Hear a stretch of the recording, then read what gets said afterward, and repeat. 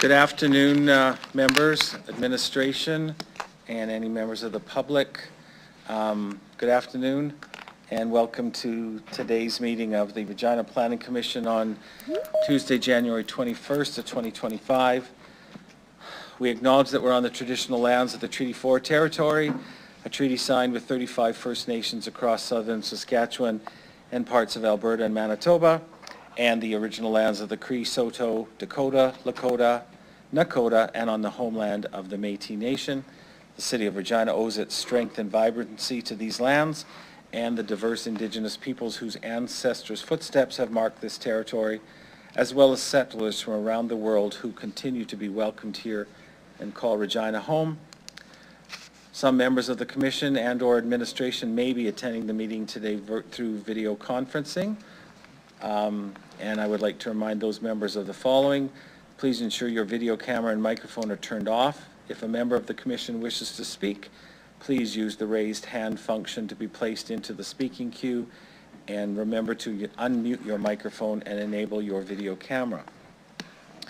For those of you who don't know, my name is Jim Nicola. I'm the City Clerk, and I'm taking this meeting today in the absence of your regular Secretary, Martha Neavard. So this is the first meeting of the Commission for 2025, and the standard practice is to appoint a chairperson and a vice chairperson. And as such, in the absence of either of those positions, I will call the meeting to order as we begin here today. Now, as this is the first meeting of 2025, I will begin by calling for nominations for chairperson.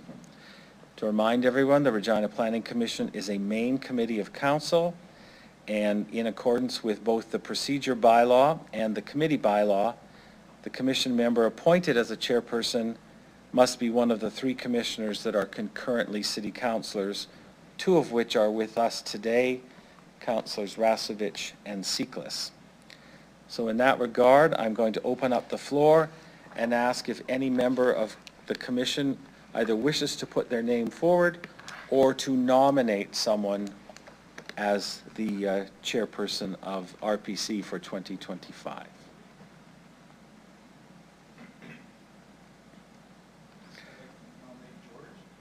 Okay. Councillor Seeklis' name has been put into the roster. Councillor Radens, please join us. We are just calling for a chairperson, one of which must be from either you or your other two colleagues of council. Do you have any interest in serving as chairperson of the Regina Planning Commission? Okay. We have Councillor Seeklis' name put in. Councillor Rasevich, as you've nominated him, unless you also wish to be considered, I will close nominations with Councillor Seeklis' name. You don't want to be council? We can close, okay. So with that, I'll just ask for a confirmation vote of all in favor of Councillor Seeklis. Okay? Agreed. So Councillor Seeklis, I'll ask you to come forward and take the big chair here in the middle. And with that, we will also move, and I would suggest today that as there are a number of members away, that we hold off until the next meeting to vote on the position of vice chair. I see general concurrence on that, so we'll just take that as a given and approve that as well.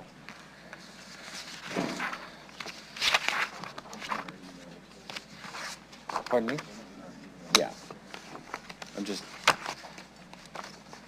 So Councillor Seeklis, we have some documents here for you, the agenda and your script.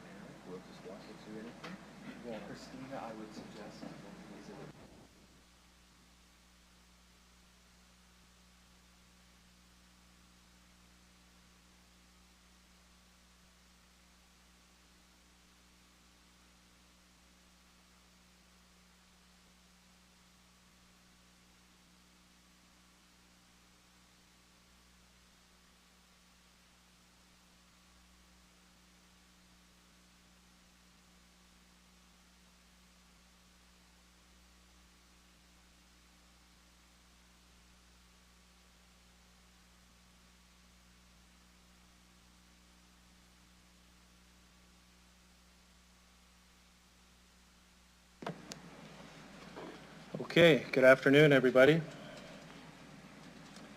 Reports considered by the Commission at today's meeting will be considered by City Council at its meeting scheduled for January 29th of this year. The deadline to register as a delegation for the City Council meeting is noon on Monday, January 27th, 2025. Now we're at the confirmation of agenda. Could I have a motion to approve the agenda? Jordan? Any opposed? Carried. And now to adopt the minutes of the last meeting of October 1st, of which I was not present. Have one of the citizen members move that. Great. Maynard moves to adopt the meetings from October 21st. Any opposed? Oh, first, any errors or omissions? For those of you that have seen those minutes. I have not. None. Any opposed? Carried. All right, let's get to our delegations. We have delegations here on our first item.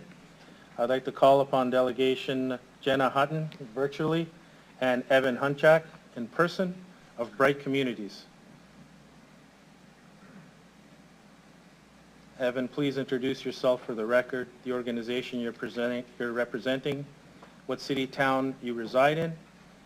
You'll have 5 minutes to address the commission, after which you'll have the opportunity to respond to any questions that members of the commission may have for you.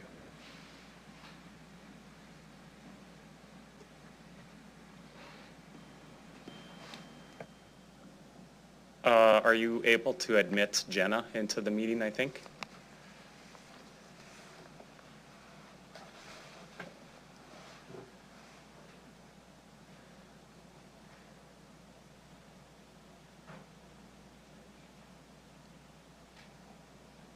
Can you hear us, Jenna? Jenna Hutton. Yeah, can you hear me? Is now joining. Yeah, thank you. Hello, Planning Commission. My name's Evan Hunchak. I'm the president and owner of Bright Communities. I reside in Regina, Saskatchewan. With me attending is Jenna Hutton, and she's attending by voice video call here from Edmonton, Alberta. We don't have a formal presentation for you today, but we did want to make ourselves available for any questions you may have as it relates to our application. And just, yeah, thank you for allowing us to present and answer any questions you may have.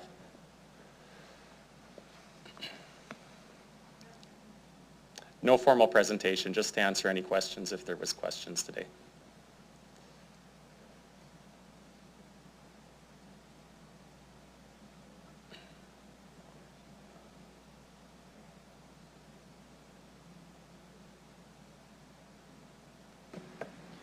Before we ask any questions, does administration want to give us a brief overview of the development we're talking about at, what's the address again on Louvain?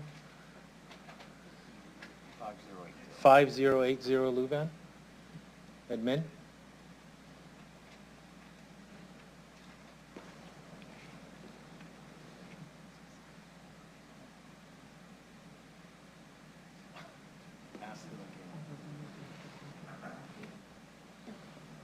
Question for administration. Would you like to give us just a little synopsis of what's happening at that location on Louvain? Through the chair, we typically do that after the delegations. That's our typical process. Okay. Well, the questions aren't going to be as...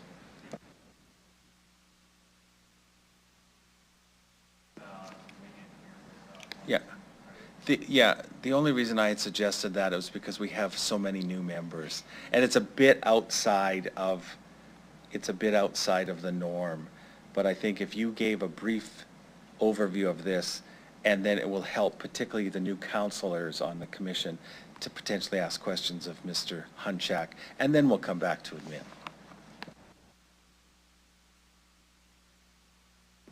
So what we'll do is we'll do our introduction that we typically do after the delegations, and then it gives an overview of the application from our perspective, and then if you had questions, if that's okay, through the clerk today. Okay. So Ms. Jeremy is going to provide the introduction. Ms. Jeremy was the project planner on this application, and she has just a brief kind of overview of what we're presenting today. Yeah. Thank you, Mr. Chair and members of Planning Commission. The rezoning amendment recommended in this report would allow for future development of 4 units per building instead of 2 units per building, and a reduction of frontage requirement for a parcel of land in Harbor Landing. The land on a former shooting range is vacant and undergoing remediation. The rezoning proposal brought forward by Bright Community Limited is supported by administration because it would make use of underutilized land, complete the Harbor Landing neighborhood, and provides housing options. Near the end of October, a public notice sign and nearly 100 public notice letters were sent to residents within a 75-meter radius.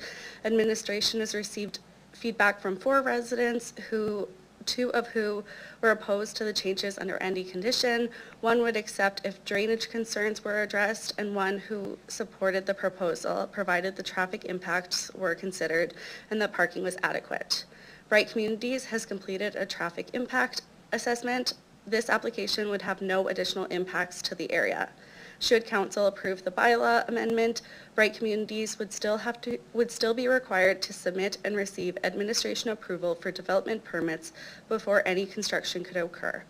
Therefore, our recommendation is for approval. Thank you.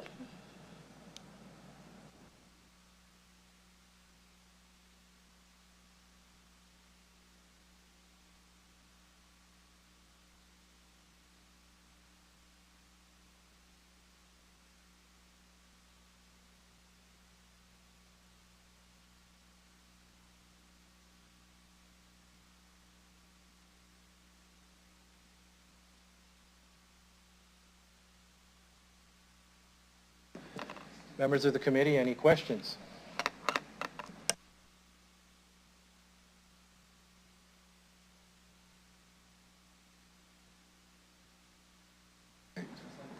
Right.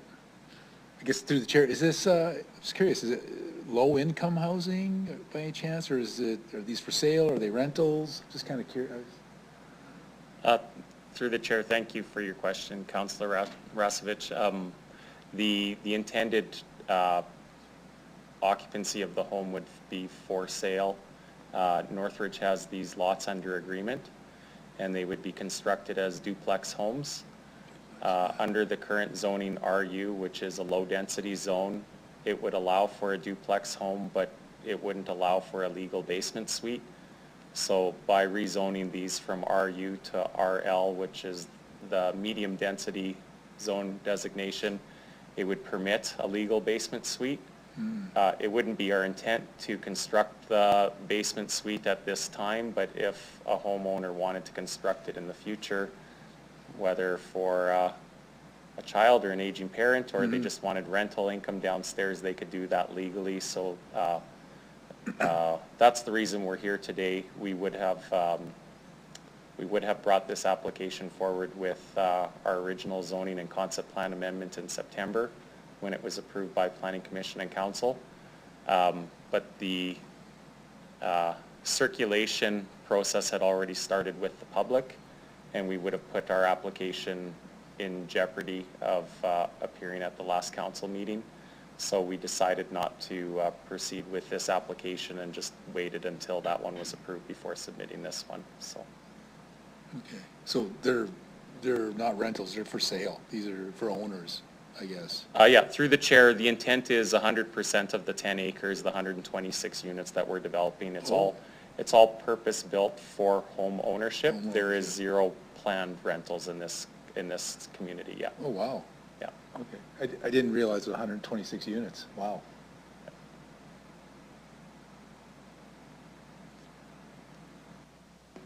Any further questions?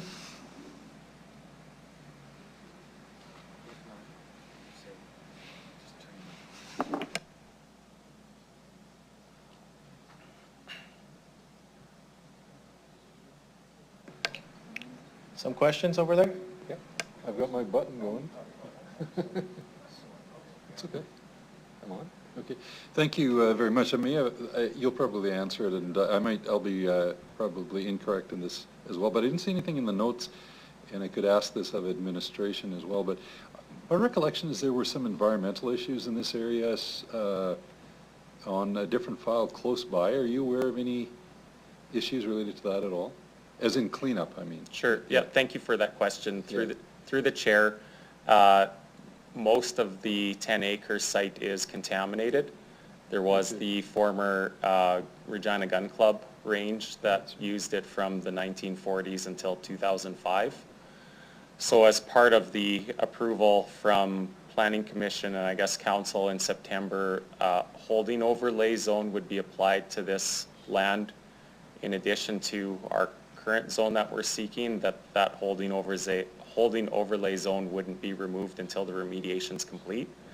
So what we need to do in order to remediate the site, there's approximately 20,000 cubic meters of contaminated material above the provincial thresholds suitable for residential development.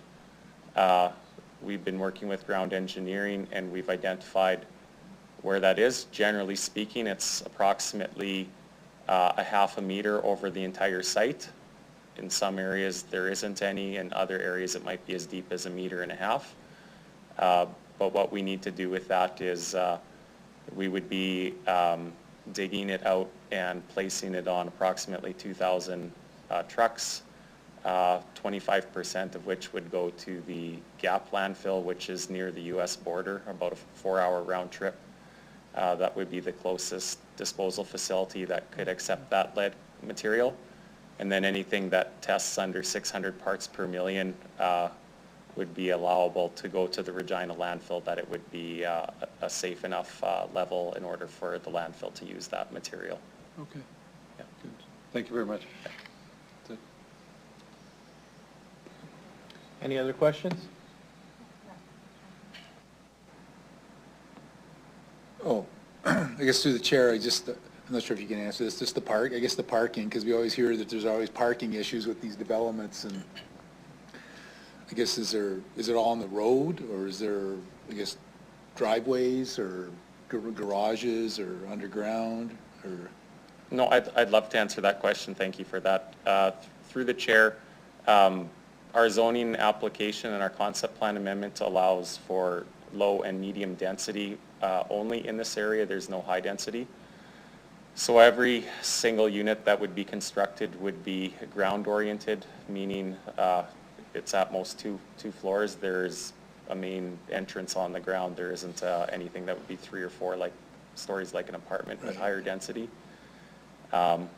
Most of the units, including these duplexes that we're talking about today, are front drive, so they would allow double car garage at the front of the house plus a driveway. Oh. And the street is being upgraded to an 18-meter right-of-way, so that allows for parking on both sides of the street. Older areas in Harbor Landing and the Greens around the city would have been at 15-meter right-of-way, which restricted parking to only one side of the street. So that was one of the comments that we were working through with your city admin, and they had requested us to upgrade the street, and we agreed to do that. So that has a cost of about $800,000 for this project, just to make the wider street and accommodate all the parking. Regarding the density, again, because of the significant increase as it relates to remediating the site, this is the lowest density that we've been able to find this project to be economically viable. So the density that we're proposing, we require this in order to remediate the site, and that's the reason why it's sat vacant for the last 18 years. Yeah. It's quite costly to get rid of all that lead contamination. So. Okay. Further questions? All right, since there are no further questions, I want to thank Mr. Hunchak for addressing the commission. I ask that you please return to the gallery. And Ms. Hutton, I hope the weather's okay in Edmonton. You may disconnect from the meeting now as well. Thank you.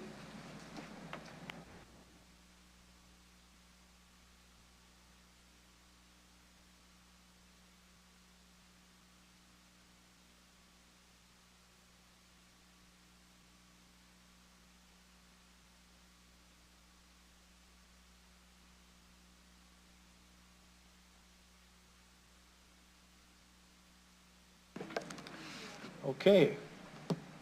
Any questions of administration from us?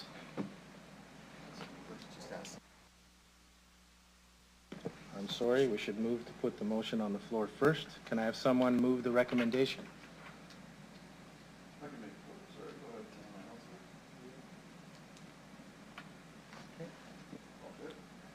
Do you wish to speak on the report? Do you have any questions of administration? I guess, do I go through the chair? Through the chair, I guess, just in terms of the parking, I guess that having an 18-meter right-of-way, obviously that will make a big difference. I guess, so is that just, because most of that area, will it be mostly 18-meter, or is this more specifically just to that specific location? Or is that kind of moving forward now to create, you know, more parking for those areas? Through the chair, there was a few years back a change to our development standards to require 18 meters rather than the previously required 15 meters, as kind of alluded to by Mr. Hunchak, and that was largely to address parking issues as well as infrastructure issues like snow clearing and so forth. So it does provide a little bit of extra space that was kind of needed. So it will have a little bit of a different flavor than the rest of Harbor Landing, and this is the standard that you can expect going forward. Some of the people who, you know, wrote in and were opposed, they probably were assuming a 50, you know, maybe where they live it's 15 meters, and thinking that would create more, you know, more traffic problems maybe, because what maybe they're experiencing, but this 18 meters, I guess, was something to mitigate that. Yeah. Yeah, through the chair, I don't have the exact comments in front of me, but yeah, that could have been part of it. Generally, people equate higher density with more traffic and parking, so that might have been part of the comment as well. Okay. Thank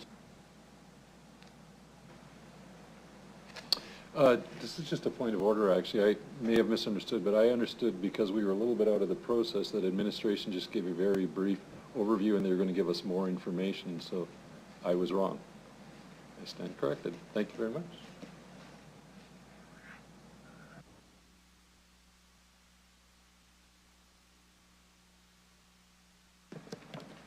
If there are no other questions, I thought I might make some comments since this development is in my ward. And I knocked on every door in that ward, including Padwick Avenue, which backs onto the development. I don't know who the 4 complainants are, but I did run into one for sure. And we stood on her back deck and we're looking at the beautiful view from there. And I guess the march of progress is one that is going to reduce that view because in her opinion, or her estimation, the homes are going to be right up against the fences of the back lane or the backyards of that street. Is that correct?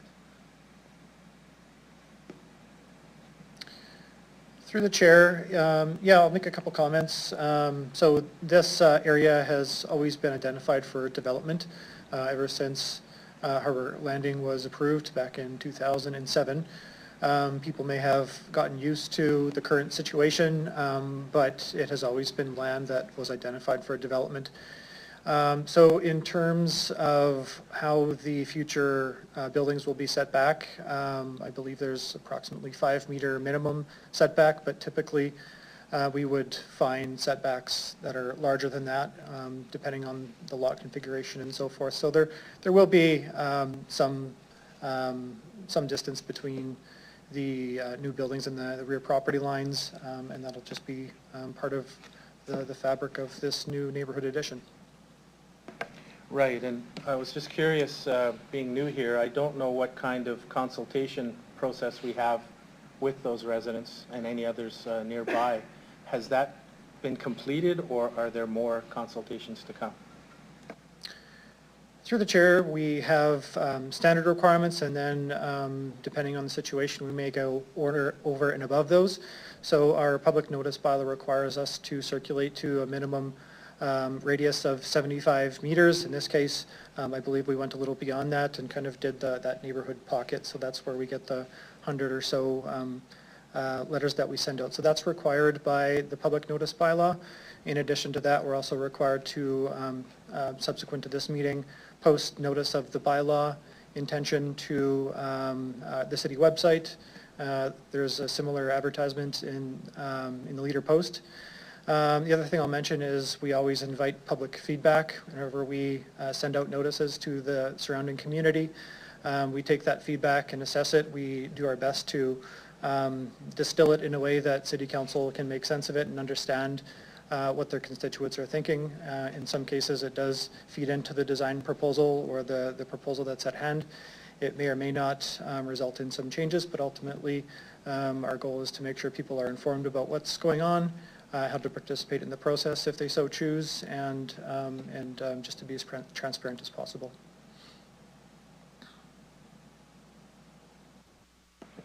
Well, that's the extent of my questions. Any other questions?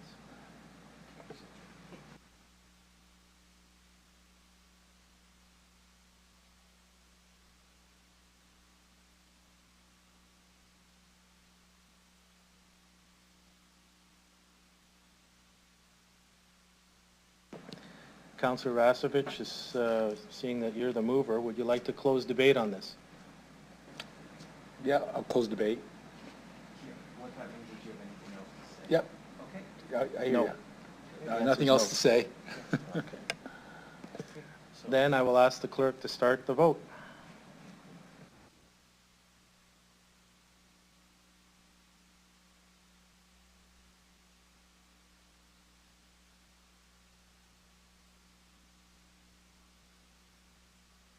May I see a show of hands for those in favor of the motion?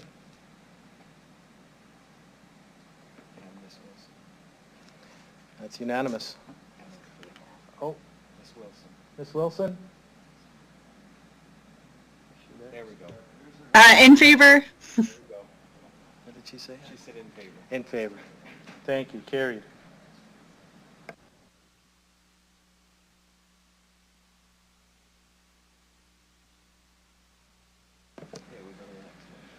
Now we go to RPC 25-2, zoning bylaw amendment for 2100 Gary Street. I'll ask a member of the administration to please introduce the report.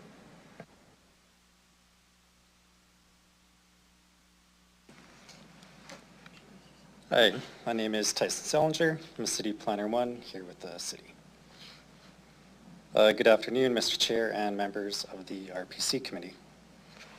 The applicant is proposing to rezone 2100 Gary Street from urban holding to industrial light and holding overlay. The subject property is currently vacant agricultural land. The applicant has indicated that their intent is to develop industrial storage warehousing to be rented out, such as to contractors, small and small businesses. While there is no application for development at this time, this proposed land use requires a rezoning to the industrial light zone. In addition to the industrial light zone, the holding overlay zone will be applied to the subject property along the property line abutting 13th Avenue.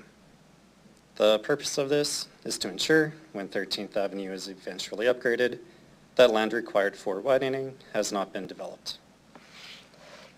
This application has been reviewed from the perspective of technical considerations, official community plan conformity, and public comments.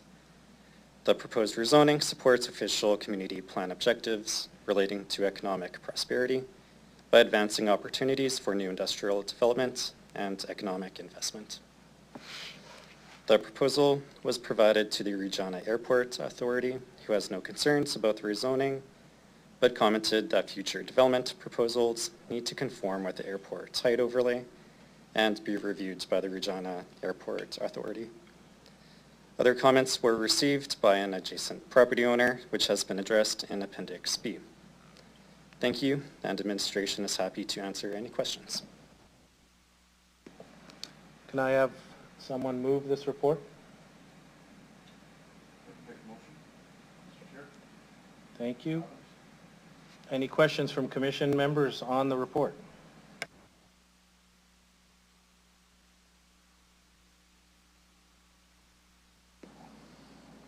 Okay, very good. Sorry, Maynard. I think that's procedure. I've learned since my first meeting. I was just really simple, and maybe I don't need the microphone because I'm a bit of a boomer, but I just wondered if City could just speak really briefly to the plan on 13th Avenue, just as it relates to the note mentioned that it's scheduled to become an arterial roadway by 2029. It's more just for curiosity and education from my perspective, because I will tell you that's one of my bugbears personally, is just that roadway and the gravel there. And I think if you add 500 storage units, that's going to be a big deal there. So we'll definitely probably put pressure on the city to pave that portion of 13th Avenue. Thank you.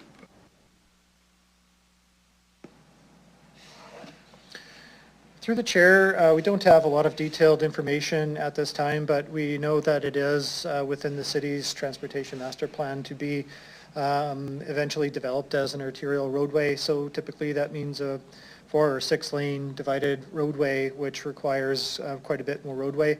At this stage, we don't have the detail, but we have determined that will require at least 18 meters of properties. So that holding overlay that was mentioned by Mr. Sellinger is intended to reserve that land so that when we are ready to purchase that land to construct the infrastructure, that we don't have to deal with any physical obstructions or anything like that. So that'll prevent and protect the city's interest in the long run. But other than that, yeah, that's the intent.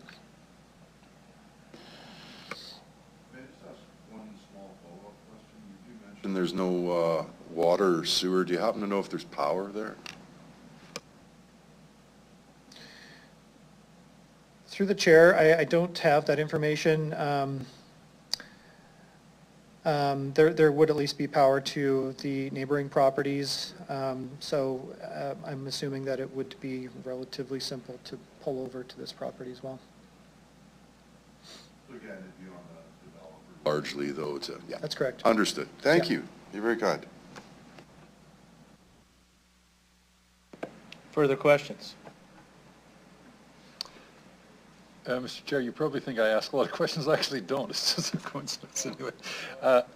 My question, thank you, Christopher. My question was almost identical, but I did have one supplementary, and it's just sort of just out of curiosity and interest. What's the proximity of this development to the proposed Costco site? That's in that same area, isn't it? Through the chair, so the just as a point of reference, about, I want to say about 400 or 600 meters to the west is Courtney Street, and that forms the east boundary of the West Era neighborhood. And the Costco, the proposed Costco site that was approved by discretionary use, would be in the opposite corner. So that would be in about another kilometer to the west, and then another kilometer and a half to the north. So yes, eventually this will become a major traffic route to connect that area to the downtown. So that's why it is receiving some priority for planning purposes by the city. Yeah, that was kind of my point. So thank you very much. I appreciate that. Anybody else?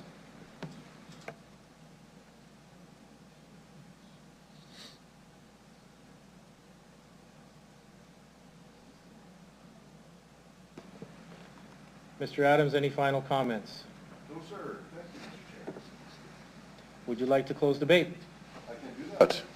I shall close the debate and move it to a vote. That we will do. Let's call the vote. Those in favor, please raise your hands. Unanimous. Thank you.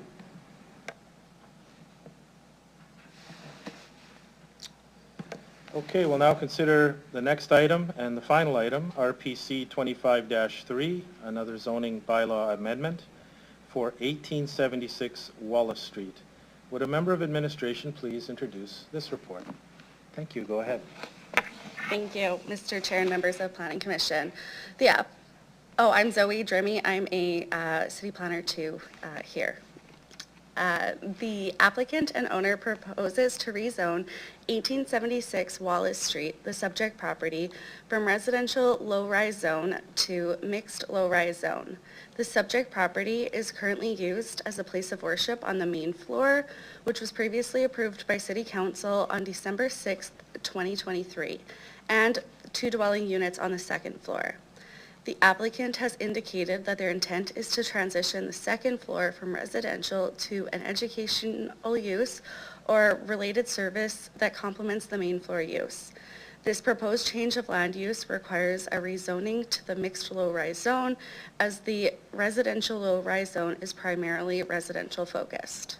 The review concluded that the proposed rezoning supports official community plan objectives related to complete neighborhoods by accommodating opportunities for amenities and services on a site that has historically accommodated community activity. Further, the site has ample parking suitable for non-residential land uses and is in close proximity to transit. In terms of public feedback, no comments were received from the community association or the public. Administration is recommending approval. We're happy to answer any questions you may have. Thank you. Thank you, Zoe. Can I have someone move the recommendation? Jesse, thank you. Do you wish to speak on the report? Anybody else wish to speak on the report? You're leaving all the questions to me then? No, there we go. Jordan. Through the chair, thank you. I was just going to ask quickly, I'll preface this by saying that I plan to support this recommendation. I'm curious if administration would consider this as a potential in the future for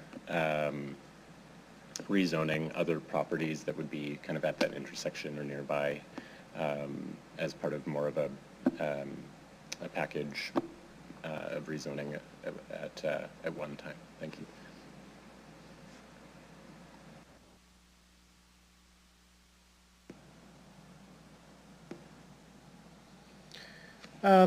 Through the chair, what this application is before you is really specific to this one property. We find this property to be somewhat unique in the neighborhood. It was originally built and constructed as a cultural club back in the late 80s, and it was developed as such, and it was approved as kind of a unique zoning.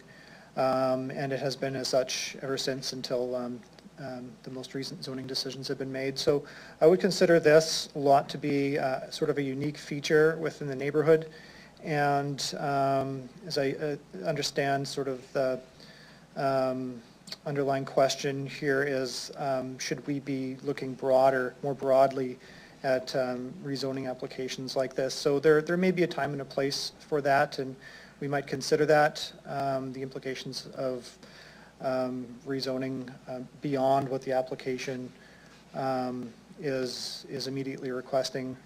But in this case, I would suggest that it's not necessary to go about it that way.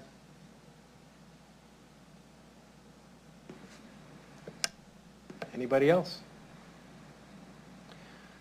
Well, I can't resist. The politician in me sees no public feedback, and that makes me nervous. So, is that something we can expect on a lot of our projects in this city? Of this type? Anyone? Through the chair, as I explained in the previous answer, we would have followed the standard process. We do as much as we can to explain exactly what's going on, and sometimes we hear things and sometimes not. Yeah. Sometimes we will get overwhelmed completely with public feedback, and then that's a completely different story. In some cases, we hear nothing but silence, so we deal with it as it comes in. Any other comments? Jesse, since you opened this debate, would you like to close the debate? Yes, please. All right, so now we will vote. All in favor of this bylaw? Okay. Unanimous, thank you, carried. Well, believe it or not, we are at the end. May I have a motion to adjourn the meeting? Oh, you pushed the button, I didn't know that, I'm sorry. Go ahead. No, Mayor. that's fine. I don't know if this needs to be on the record, but I know some of us have been chatting and we're curious, and maybe the clerk's office would know the answer to this, but for those commissioners who were not in attendance today, who were at our last meeting, have they, can we find out whether they have not decided to run again, or are they just waiting to be reappointed? The nominations for new council, or for new members of the commission will be considered by executive committee tomorrow afternoon in private session, and the names being put forward will be brought to council next Wednesday, the 29th, and those members who, any member or any individual who's being nominated, their names will be publicly released on Friday afternoon. So I can't answer at this time who applied or who reapplied, but I can tell you if you look on Friday afternoon, you may see somebody who either was or was not on the list Okay. anymore. Okay. Is that good, Maynard? Ish? I think that's all we can give, right? That's right. Okay, seeing nothing further, may I have a motion to adjourn the meeting? Motion by Councillor Rashevich. Anyone opposed? Carried. The meeting is adjourned. Thank you, everybody.